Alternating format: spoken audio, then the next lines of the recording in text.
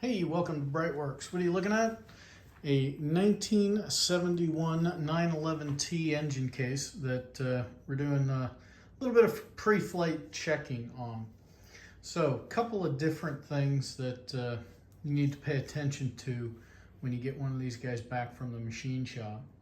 So, one of the first items is that when they come back, after you've had them cut and all the stuff done to them, you get all new plugs. And what Porsche did in the beginning, early days, was that they used a two-part epoxy. It's a little bit whiter than this two-part epoxy, but it's essentially the same thing. So here you can see the plug without the two-part epoxy on it, and then they just get smeared, a little bit smeared over the top of it. And then anywhere that you've had what I call magnesium maggots kind of eating away at the case, we had a little spot right here. And all you're trying to do is put a little bit of that two-part epoxy over it, because magnesium doesn't rust. It just turns into a powder and falls away. That's why it's referred to as the magnesium maggots. So anywhere that they have gotten to. So in this case was in great shape, covered by a ton of oil, so that keeps it in great shape.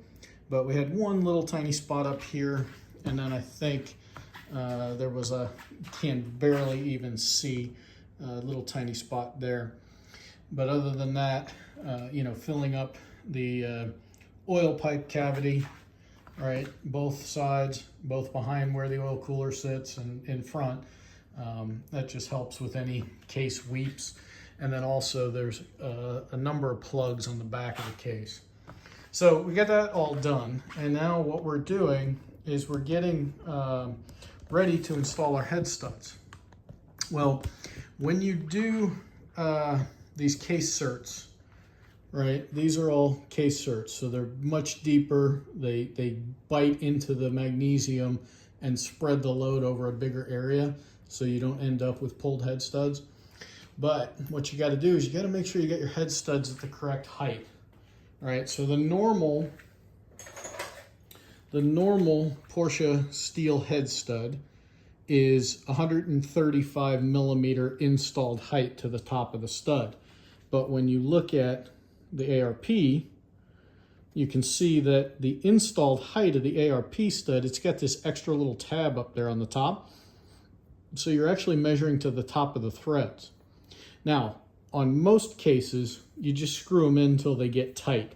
The problem with the time certs or the case certs is that they will screw all the way down into the case, and then what will happen is you're getting ready to install your pistons and cylinders, and then you go to torque down your head studs, but you don't have enough threads for the washer and for the nut that have to sit on top of them.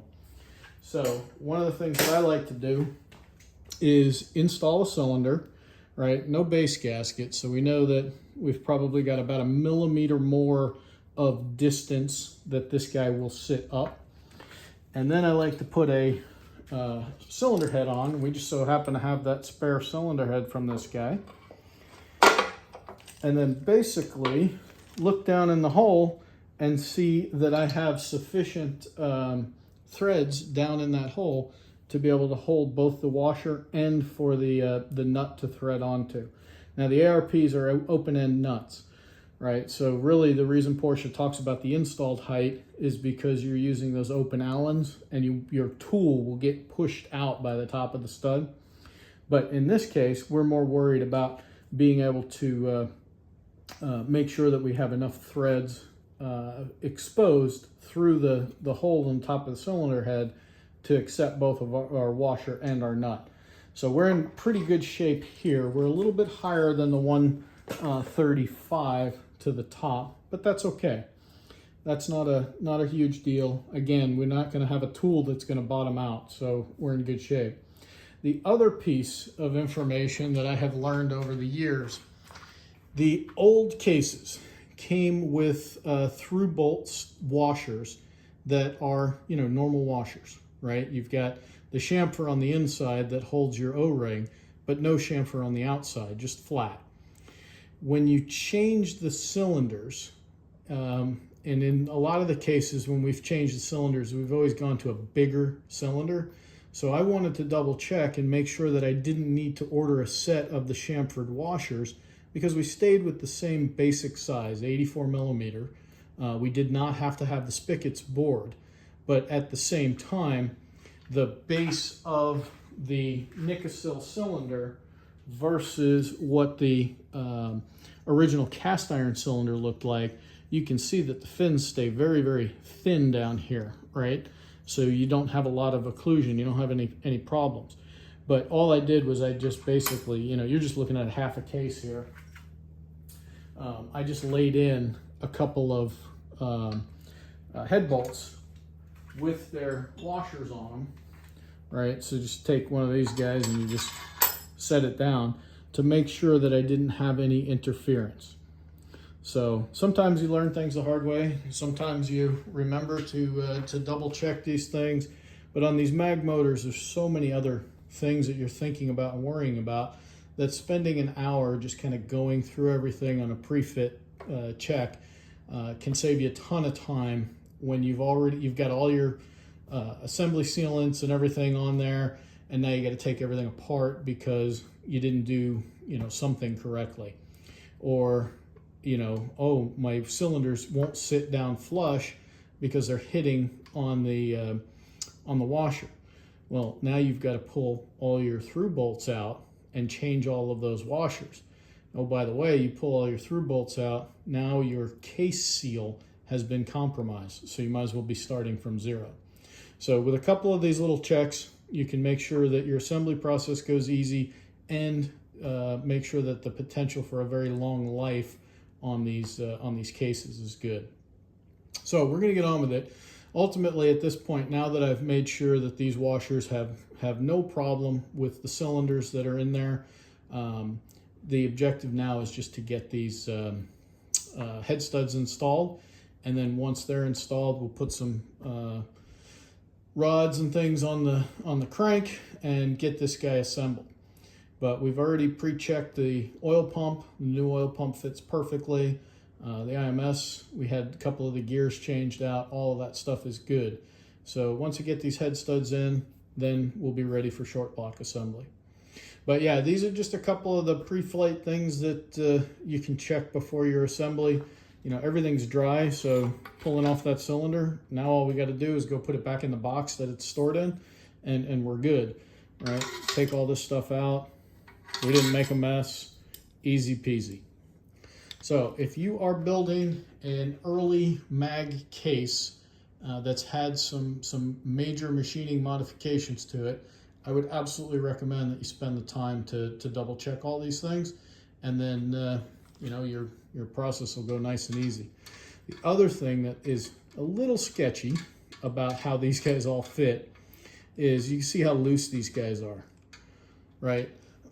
Now, Racewear and ARP differ on should you put red Loctite on the threads. ARP says yes, Racewear says no. I do it only because even though the stud is moving around a little bit, once you put it under tension, once you torque down the head stud, none of that stuff matters anymore. But you also don't want this guy just spinning into the case as you're tightening up that bolt. So the red Loctite at the bottom, on those bottom threads, it just holds it for that initial piece. I've never had a problem with it. And ARP head studs, notorious. You will have to retorque these after your break-in period and check them periodically, especially on a mag case motor. It's a very low torque value compared to the aluminum stuff. So I'll repeat that because a lot of people forget that.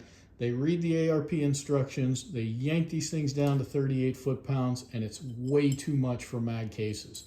So yeah, I love ARP.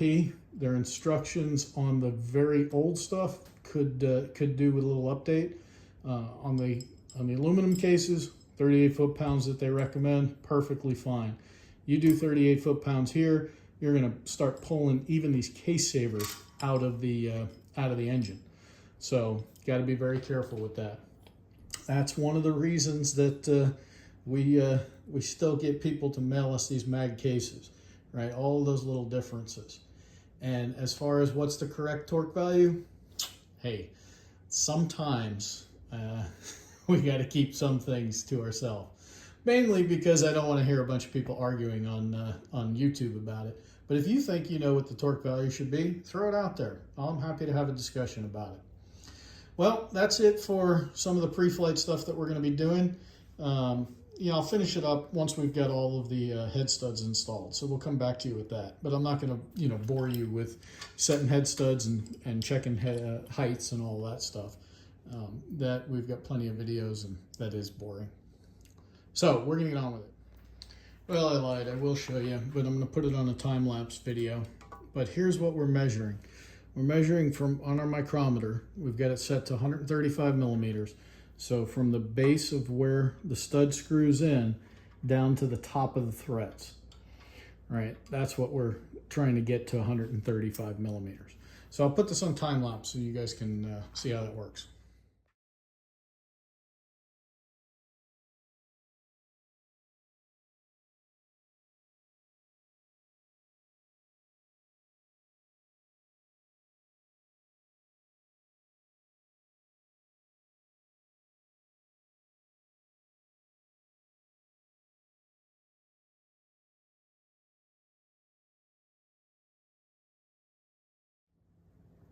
All right, so there you have it.